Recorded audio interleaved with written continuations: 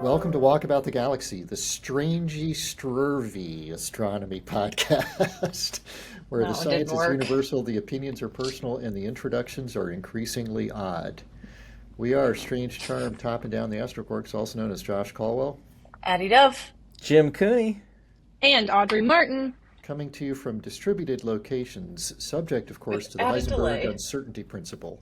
So turn on your Heisenberg compensators and follow us on Instagram and anywhere else we may happen to show up, but mainly Instagram, where the facts aren't checked and posts can't be reposted. Catch our videos on YouTube. We are at Walkabout the Galaxy. You can email us at wtg@ucf.edu.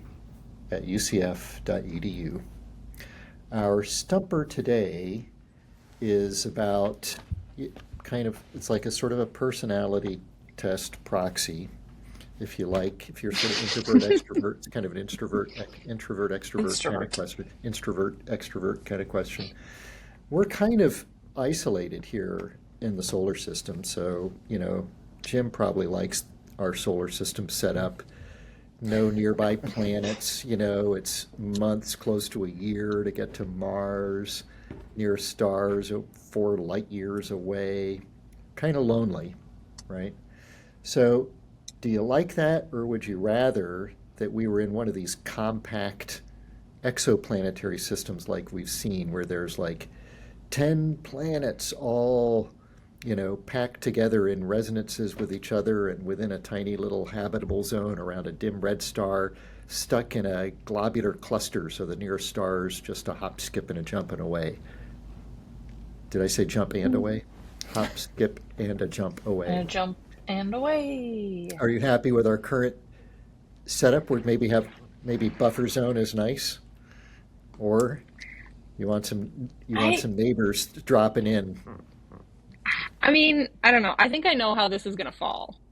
Yeah. But yeah, the more the merrier. Okay. It's just always what it is. The more the merrier. I think it'd be really cool. You could learn more about your own planet if there's more things nearby that you can observe. There's more maybe like chances of lifey things so that like aliens. Yeah, there's just more stuff. The All more the right. merrier. You would prefer a crowded solar system and a crowded neighborhood of stars. Yeah. Jim, let's go to you. I'm going to buck the thing that you think I'm going to say. I'm going to go with that also because I want to feel safe. And one of the ways that I can feel safe is if I think there's some place that humanity could move if there's a disaster. And Oh, I like to nice. have those escape pods. I see.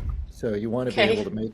to to head over. Would it be like to a neighboring planet or maybe an exoplanet in this scenario? Oh, Which either one. I mean, more as long likely? as, here, yeah, like you said, like the task of setting up something even on Mars is a monumentally huge task, but that maybe wouldn't be so bad if there were a bunch of very similar planets in much closer. So I want to Okay. live there.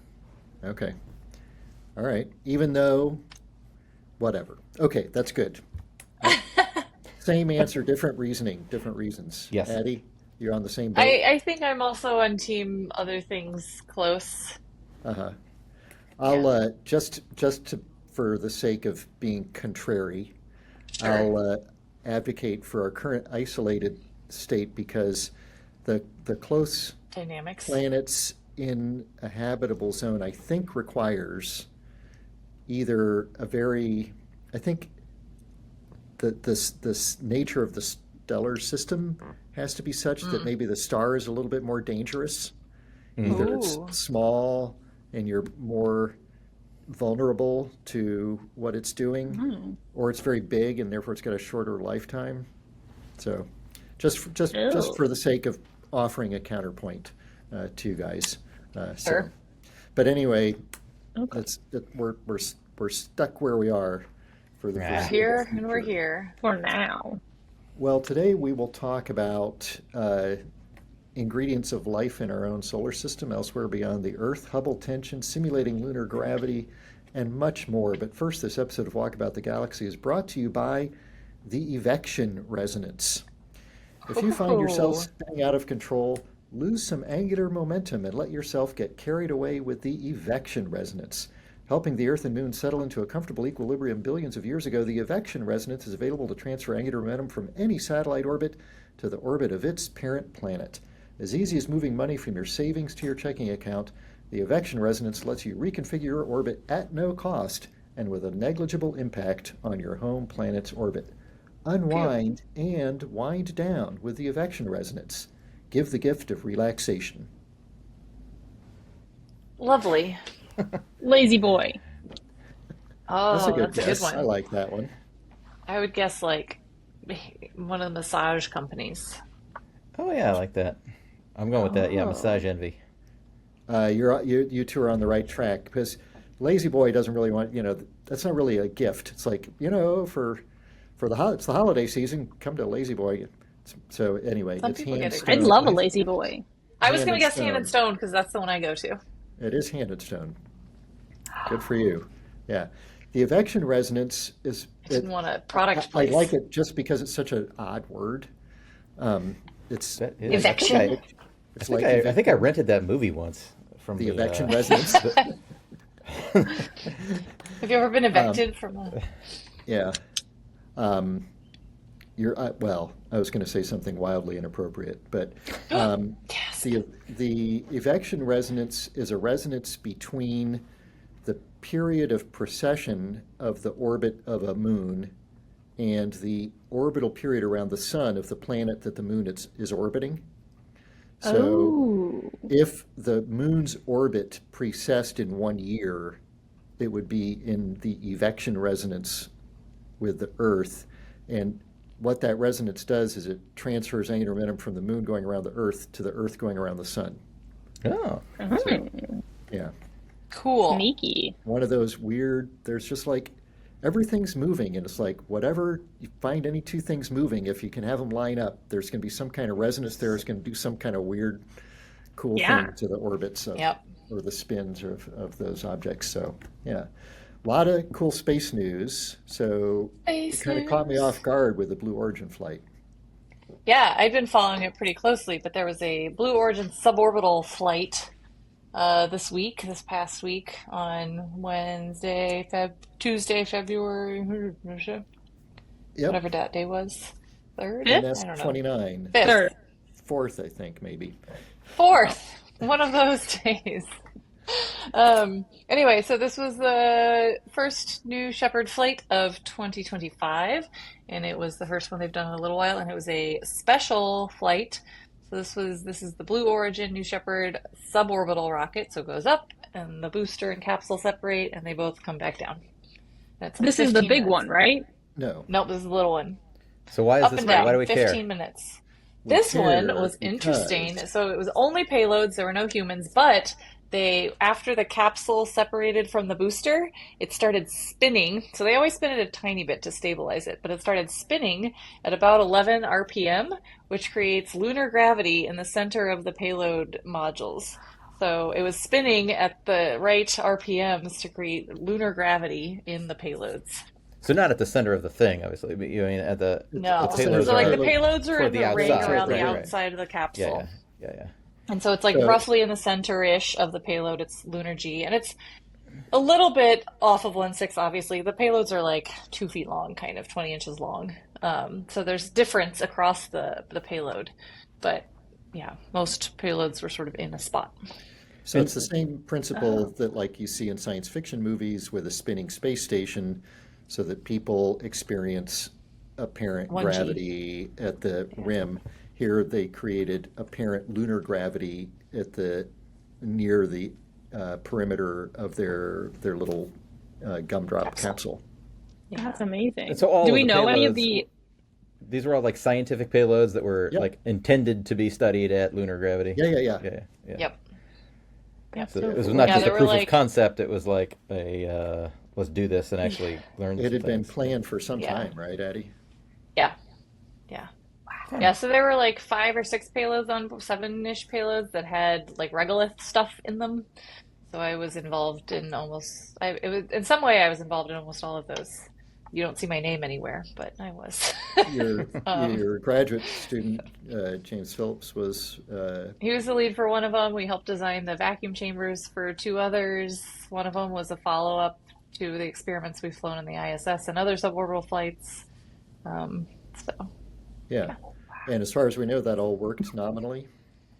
It seems like the capsule spin worked really, really well. I haven't heard from all of the payloads back on like how that went, but Presumably, they just like fire some little gas jets once it's coasting, yeah, they and just it use their little starts. RCS because they have little RCS thrusters for stabilization anyway. Like it spins a tiny bit because like when the humans are on board, they actually spin it very slowly so that So everybody people can gets to see. see all of the view kind of thing. And so they Oh, already that's spin it nice. a tiny bit. Yeah. So they already spin it a tiny bit for that. And so they just did it a little bit more. Yeah, And then they cool. had to despin it. So like the amount of Right, time you get in the like lunar G conditions is less than you would get in the full microgravity condition for the parabola, right. but because they spin it up and then they spin it down. Why do they have to spin it down? Why can't they just let it come back down spinning? Because it comes down Uh, on parachutes. yeah, yeah, Oh, yeah. yeah. Oh, But don't like all of the strings to get all like friction with the atmosphere wouldn't spaghetti. slow it down It would slow it naturally? down, but it would cause additional weird stuff. I don't know. I don't think it would slow down the spin that much. So No, yeah, All right. um, cool. I'd have to do some calculations, Jim. I don't know. Okay. Fair enough. Um, let's see. Another space newsy topic that we haven't talked about yet is the asteroid 2024 YR4. Why R4? Oh yeah. I Oh yeah. always We're gonna ask die myself from that, this right? question. No, you're Fingers not. Well, crossed. maybe one of us will. No, Yeah. Um, there's only a I guess statistically, it could take out 1.3% chance. no, no, it no. could take out three Today, quarks. today there's a 2.3% chance. Oh, It's been it But went what up. updated. changed? It's been That's updated. non-trivial. Chance of collision Is has gone up. It's a is little it bit because the error bars misleading. are worse? The air bars are better. So Oh, they've eliminated one of the possible modes of missing or reduced the uncertainty in one of the oh, dimensions. So what 2024 YR4 is an asteroid, and it's a little bit bigger than some of the other, nearby asteroids we've talked about recently that are only like the size of a car. This one's maybe as big as a football field, maybe half to Hmm. full size of a football stadium. So pretty significant, which if it bigger than the Tunguska or maybe Tunguska-sized impactor. So That's like the if it, size of the meteor crater in Arizona impactor. That was like 50 meters or 50 something. meters, that's Yeah. right. Yeah. So it'll I think this one's bigger. if that hits, it makes a localized. It's a problem. You don't want to be underneath yes. that. So like And it could take out three quarks if we're still all in Orlando and it hit Orlando. Yeah. But you'd be safe, Jim. But maybe it'll Yeah. hit Vermont instead. Yeah. and then we would be safe. Yeah. But I mean, statistically speaking, it's going to hit like New York City or San Francisco or Paris, right? Based on So movies that I have Yes. based seen, on what I've Yeah. seen, Exactly. all the predictions I've seen. based on all the Hmm. movies that I've seen, it's going to hit a major Yes, populated center because that's what most of exactly. the surface of the planet is. Um, Hmm. Exactly. so this was discovered in 2024. The naming sequence for these asteroids, the year, and then the letters indicate the month. And so I think that proceeding through the calendar year. So YR4 puts it at the end of 2024. So we haven't known about this thing very long. And Hmm. it has a close encounter with the Earth in 2032. So less than 8 years away. And Yeah. the initial estimates, as you said, Audrey, showed a 1.3% chance of impact. Latest update is now a 2.3% chance of impact, which people are very quick to point out that still means a 97.7% chance of missing. And there's like figuring out what's the plane of the orbit is a big part of it. And that they've reduced the uncertainty in that. And the plane is still Oh. dangerous, but like where is it along the plane? That's the part that's like still very uncertain, and we won't really get that nailed down until I think 2028. Yeah. Next really good shot to get a look at it, and then we'll know a lot more. And of course, at that point, there will be probably a 97.7% chance that we will reduce its chance of hitting the Earth to zero. Right. Yeah. So basically. when you say this Whoa. 2 point whatever percent chance, you mean at the next encounter, which is the 20.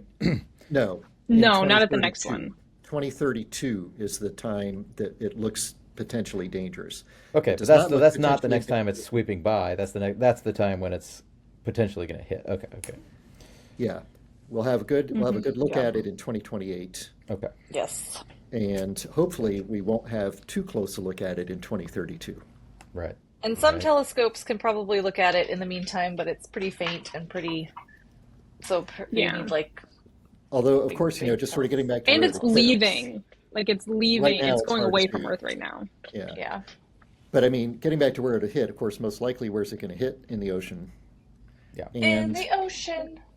I don't know. I don't know Big if splash. it's near the coast that might cause some problems, but I don't know if it's big enough to create a significant tsunami or not. I don't know.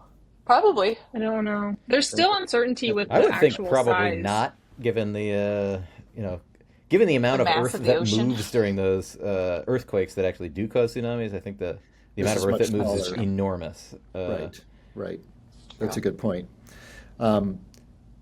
So yeah, but so maybe if it hits the Earth, even if it does hit the Earth, chances are it is completely a complete non-event, except for maybe. Boring. Well, if we know and we can track it coming in, observing it might be cool. Yeah, that'd be cool. Yeah. I'm gonna get the boat out and I'm gonna go out to it. Yes. Yeah. You're gonna go asteroid hunting? Yeah, Do you have your boat up there, Jim? I do. I'm ready for the asteroid if it lands in Lake Champlain. Are you Okay. taking your boat out on the snow these days? Yeah, the boat is It's deep useless enough, right? currently. It is very cold. So there was speaking of observing things that are like disintegrating. Segue. Speaking of that, actually, I Yes. did see a statistic about like a large number of Starlinks that have been re-entering over the last month or two. Oh, really? Like a think I statistically saw high something number like that that. have been burning up in the atmosphere and re-entering. Is this a And solar I don't know max if it's. related phenomenon that I was don't. I do. I unanticipated? should have followed up on the article more, but it was. So it has something to do with, yeah, like atmospheric conditions, but also just like I think because a certain or some set of them were in a certain orbit that were turns out wasn't as great. Okay. No. But it's causing a lot of concern for folks like because of atmospheric debris and like contamination, basically, right? Right. Well, never fear, they're launching more. In fact, there's a launch Oh, scheduled for good. tomorrow as we're recording of another couple of dozen of Yeah, those it's blamed satellites. on the Thank God. first gen satellites, sort of Oh. Mhm. maybe intentionally be brought in a little bit more. Yeah. But 120 of them fell in January. Oh, wow. Yeah. And not on purpose? Like definitely not on I purpose. think they were like quasi intentional. Yeah. It's just like it's a big surprise because that hadn't been the numbers before and people are like, "Oh, you're just going to be trashing these. You really are just going to Yeah. be trashing these at this like high Well, rate." they're launching them at a rate of, and I haven't, checked these numbers, but they're like launching about 22 per pop, and they're launching about 100 Starlink missions a year. So a couple thousand a year is the number of satellites they're putting up. I'm sure they don't want Yeah. 100 coming down every month, but and that rate at some point will trail off because I think their ultimate constellation it's still it's an enormous number. It's in the tens of thousands, right? Ultimately, Yeah. there's like a 12,000 level, and then Yeah. there's a 30,000 or something. Yeah.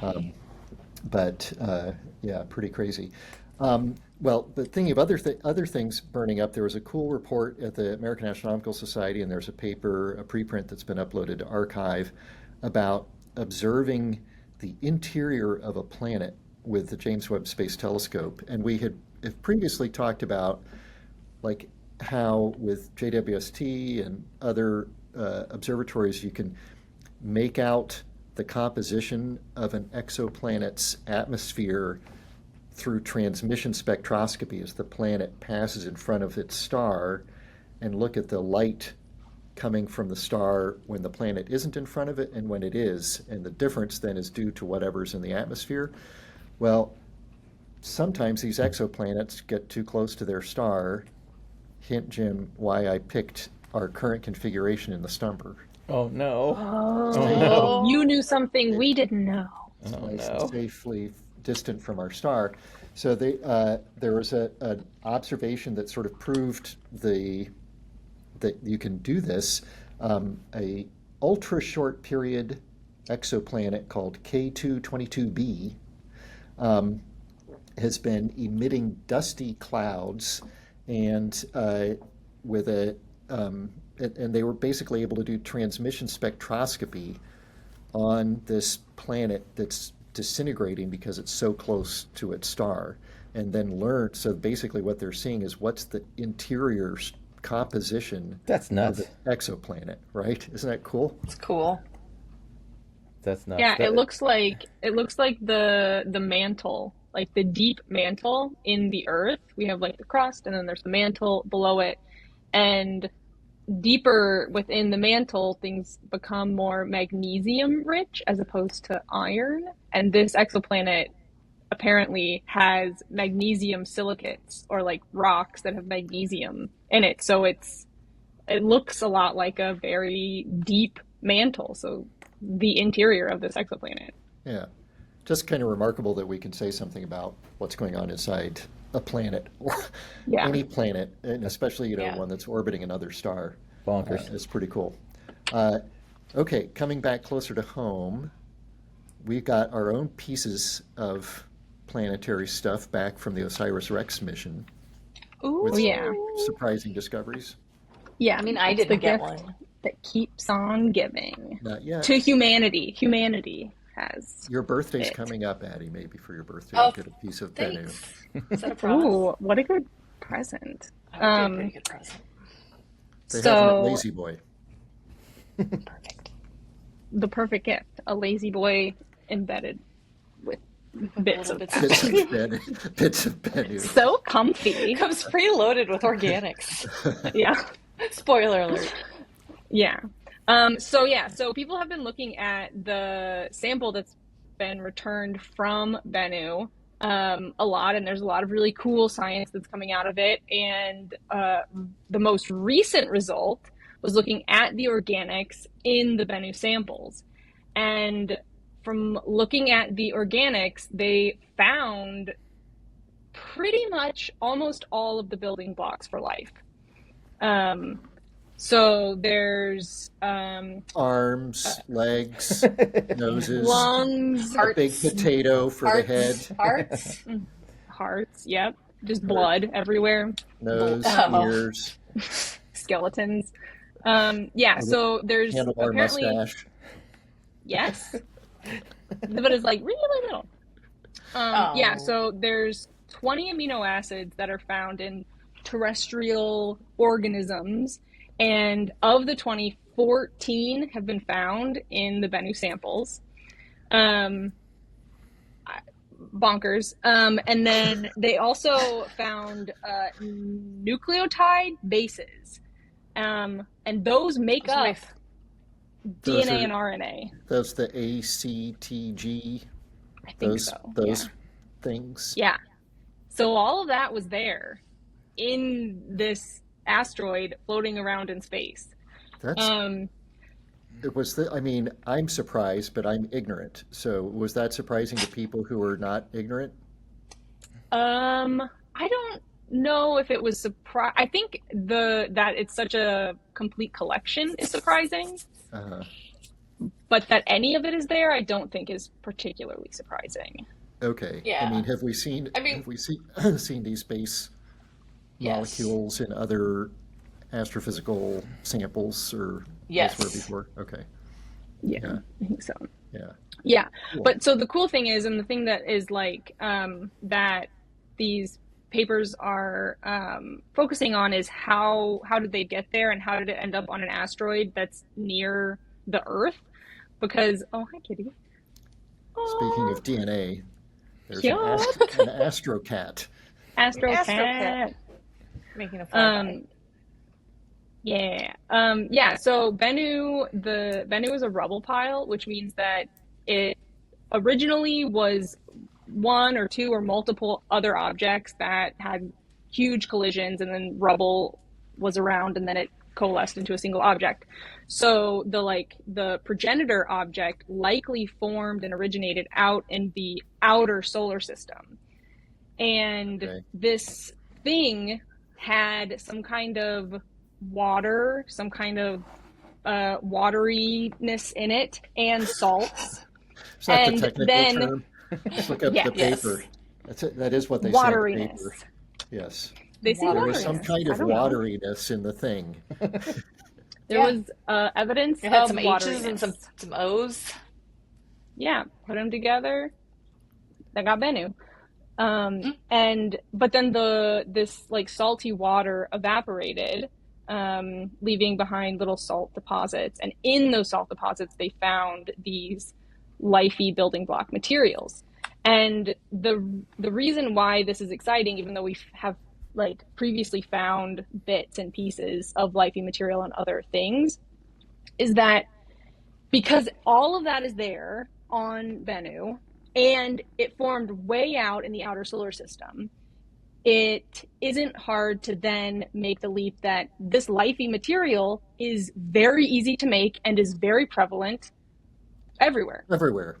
Yeah. For example, on Mars, or Europa, or Enceladus, or Triton. The Yep. list goes on. Yeah. Cool. Yeah. Yeah. Cool. That is cool. Mm. I will say that I was a little bit, I don't know, perplexed or maybe even perturbed about some of the things they say in the popular articles about that, because Uh-oh. What do they say? they seem to think that the presence of all those things in Bennu means that likely the seeds of life came There was from life. outside of life. Oh. But like, the Earth should have plenty of that too if Bennu had that. And Right. so there's Whatever no, Yeah. made there's it, no need whatever made it to- on Bennu could have made it on Earth. Could have made it in all sorts of places. Right. So yeah, I think the real cool thing is the thing that Josh was oohing at, that means the seeds of life are everywhere, and that's kind of cool. So that there could be life may have evolved elsewhere as well. And just Yes. to confirm, this was a discovery from the samples. Is that right? Yes. Yeah. Cool. Yeah. Yeah. So this is based on like Earth lab analyses of these samples. And that's one of the reasons, like, when you asked earlier, right, like, are there these things on other bodies? And Right. most other bodies, we have detections of things that could be due to amino acids, and like things in protoplanetary disks, even, and in astrophysical environments, we think have things like some ammonia acids or some other like hydrocarbon-y things, right? Uh-huh. But like, and like polycyclic aromatic hydrocarbons you hear about Right. in space environments, right? Right. But the fact that we can like actually sample it and bring it back in the lab and measure these things is super unique. Yeah. So like the paper compares it to like the Ryugu samples. And I think one of the interesting things is like Ryugu is much less watery and organic-y. So it has some of the stuff, but like the amounts of like ammonia, for instance, were way lower, and for some of these other compounds were way lower Okay. too, Cool. because Well, they've our had different tri- histories. Our trivia today goes back to some of the space news. We talked about the Blue Origin suborbital flight. So our trivia is about Woohoo. suborbital flights. And then we're going to hear from Jim about Hubble tension. I'm going to do shockingly bad on this. Okay, well, right now here's your questions. So Okay. we talked about the unique suborbital flight that Blue Origin did today, and we talked about suborbital a bunch because Addie and I have done stuff with that for a while. Here's your questions. When was the first liquid-fueled rocket flight? Liquid-fueled rocket flight. So that rules out like bottle rockets, like gunpowder Sure. projectiles, right? Liquid-fueled rocket flight, and how high did it go? So that's your first question. When was the first suborbital flight that actually reached space? And here we're using the 100-kilometer line. Okay. And then how many suborbital flights above that 100-kilometer Kármán line have there been with people on board? Okay, so those are our Man. trivias. Yeah, so we'll come Probably a back. bunch we don't know about We'll, from the military. we'll come back to home Yeah. with the answers to those questions in a bit. But now we're going to go out. Jim is going to whisk us out to the stretched, taut, tense fabric of the universe once again. Yes, as viewed from the South Pole of the Earth, which is a Oh, really yeah. fun, excellent place to view from because it's, Antarctica is basically a big desert. Right. And it's got a lot of high altitude stuff, and it's just really clear skies a lot of the times, and you get to see the whole southern hemisphere. So the sky that you're looking at doesn't change over time like it Yeah. does if you're at the equator. So anyway, it's a really interesting and unique place to view from, and so we've set up a bunch of stuff Do you down feel there. like One you're of in the Antarctica things right now, Jim? I do feel like that it can't possibly get colder than it is has been here. Colder and snowier? I will say that I did take off my shirt and go outside when it was -9 just to see what the hell. Turns out it's cold. Why? Do you have some pictures of that? I do Wouldn't you not. like to know? Did you cut some glass? It's cold. Well, because if it's gonna be like I spent my last 25 whatever years in Florida. I said if it's gonna be 10 below zero, I'm gonna go outside. I'm gonna chest. Yeah, chest I it was out. looking at the weather. Is It's going to it- be like 88 here next week, and I'm just Oh my gosh, gonna die. that's so hot. So anyway, so one of the things that Antarctica. we do from the South Pole is measurements looking at the cosmic microwave background, but instead of we've used satellites. Much for less that. We bird use poop down there too. A lot less bird. Yeah, there's very little Well, bird there's poop. penguins, aren't There there? are penguins. Is that a callback to poop? the original cosmic microwave background discovery, which they thought Oh. was maybe pigeon poop? Apparently. Correct. Yeah, Good yeah. job, Josh. Well, it definitely wasn't, and here we can go down there and look at it from down there. And there you can do, I mean, you can sit there and look at half the sky for a very long time. And we're finally getting good at doing another thing, which is looking at the polarization of the Yes. cosmic microwave background. So Finally. things like the WMAP satellite and the COBE satellite and the Planck satellite did a really good job of looking at all like the temperature of the microwave background. It's a little warmer there and a little cooler there. Planck did a little bit of looking at the polarization, and now we're doing a lot more of that with these South Pole stuff. And what that allows you to do is get kind of an independent look at a lot of the same things that we measured using the temperature variations. You can learn using the polarization anisotropies. And what we Cool. found is that the polarization stuff gives you the same answer. So one of the things you can look at is what is the Hubble constant, right? Sure. Hang on, I think you have to. Right. Am I confusing everybody? Because Well, I think you confused need myself. to set the stage. The same answer. There's two answers. Is the Right. problem? Right. Well, I was about the same answer as, and then I cut myself off. But so we have this Hubble tension. We've talked about it before. This is the fact that there are two very different ways of measuring the rate of expansion of the universe. One, by looking at the local universe and just looking. This is the direct way of doing it. Like, look at how fast supernova, or look at how fast galaxies are moving away from us, and directly kind of measure it. And the other way is measure it by looking at the cosmic microwave background and then applying our model of how the universe works to run it forward and say what the Hubble constant is. And they give different answers, and that's a problem. And just Because- to clarify, and because this confuses me sometimes, but I'm easily confused. Oh, me too. Dark energy is not an explanation for this. In other No. words, even though dark energy is making the rate of the expansion of the universe change, that's not what this is. That's not what this is, because these are both measurements of the Hubble constant now, right? And so they should match. If our model is correct and our ways of doing these measurements are correct, then they should match, and they don't. Which means either we're doing something wrong in the way we're measuring these values, or our model is wrong. But our model has been so good. This model being like, So good. it's so good. It predicts so many things so ridiculously well that we are loath to get rid of it. We love that model. We love that model so much. This new look at Audrey loves it. does she? It's So my much. favorite. Does. It's such a good model. Well, that's what good models do. They make predictions, and then those predictions are borne out, and that's what this model has done. This new polarization stuff, we're going to see whether it gave a Hubble constant that was closer to one or the other, or split the difference. It turns out it it gives the same answer as the other cosmic microwave background data does before. So basically, it's not. It has resolved nothing. No, it has resolved nothing. There was maybe somebody had some glimmer of hope that's like, oh, maybe that'll, show us that we weren't measuring just right, and that'll resolve it. Right. And Right. So now my model is there any result? that Hubble tension is a real thing. Yes, it is a real thing. That it's not going to go away. It's not a mistake that we're making in our measurements. No, the more, yeah. I mean, that's what we keep kind of seeing. We've said that a bunch of times on the show. Like every time we do this, it becomes more of a pronounced problem, and it's not going away. So there is something fundamental we're misunderstanding. I say fundamental, but I mean, obviously, our model is so good at doing other things, it can't be completely wrong. Just like Right.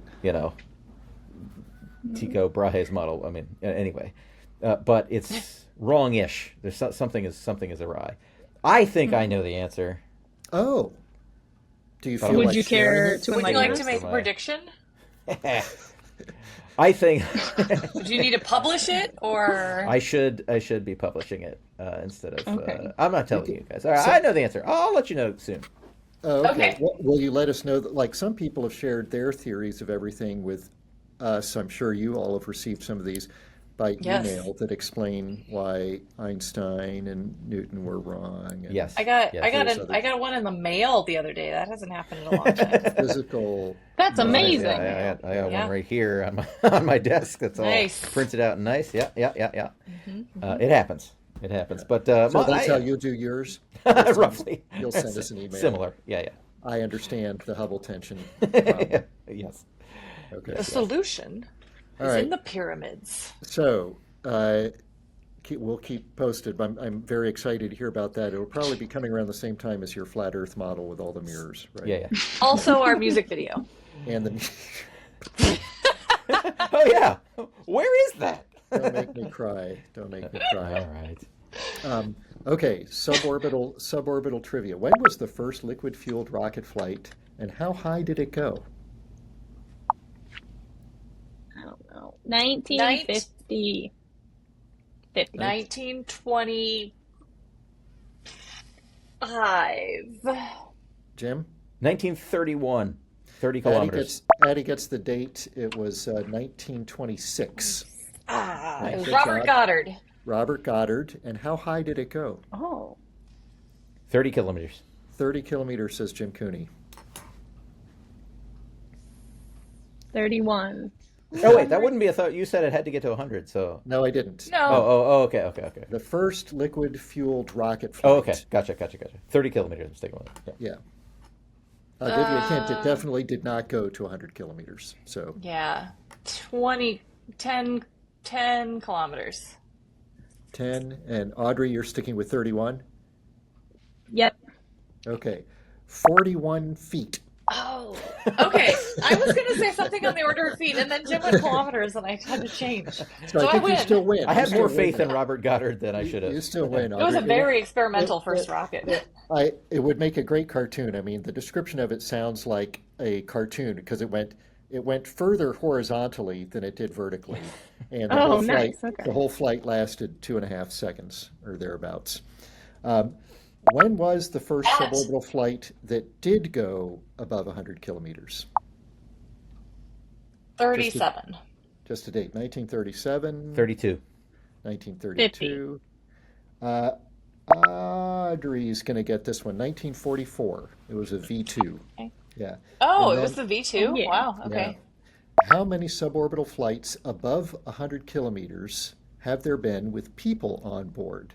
So this just suborbital flights? It doesn't include the orbital flights? Correct. Correct. Suborbital. So no Apollo flights or Gemini flights or space shuttle flights or anything like that are included in this. These are flights that people were on board and it went up and came down with the people, but it did not orbit the Earth. 31 flights. Oh, I was going to go something in that order, too. 15. It's higher than 15. 24. So this one really surprised me. I think if I had been guessing, I would have lost this one terribly. just because Okay. I wasn't really thinking about it. Audrey wins. It's 17 only. Oh. And I don't know why. I would have Woohoo! thought it was much, much more. I But thought it was at least 20 something. yeah. So, and that includes a failed orbital launch in 1975, a Soyuz Okay. launch where they were trying to get to orbit and didn't. It didn't. But yeah, because, There was and I was like Mercury. thinking of like, oh, there have been so many suborbital launches lately, but not too many of them have Not been that with many. people on board. And the Spaceship Two flights with Virgin, Addie, may be what you were thinking of because they don't go to the 100 kilometers. Oh, I was Ah. thinking of those. If you fold those Because that in, adds another like you, 5. that's right. You would have, Yeah. if we include those, then you win that one. So Okay. yeah, got to read the question carefully. I didn't And have the I written knew all of text. that. Right. I knew it. Yes. Audrey just has an innate sense for this. Yeah. Well, speaking of reading things carefully, guess what time of the show it is? Uh-oh. We can do this, Time where we have guys. to We read can do things this. closely. While I it may believe in have you. felt like an episode of the original Lost in Space TV show dubbed into a foreign language, it was just another episode of Walkabout the Galaxy. Be sure to follow us on Instagram and YouTube. You can contact us at wtg@ucf.edu. Our theme music was composed by Richard Jurusik. Production assistance is provided by Logan Basinger. Thanks to the Korean rock band Rolling Courts, who definitely don't listen to this show, but they're awesome anyway. I'm Josh Caldwell. I'm Audrey Martin. I'm Addie Dove. And I'm Jim Cooney.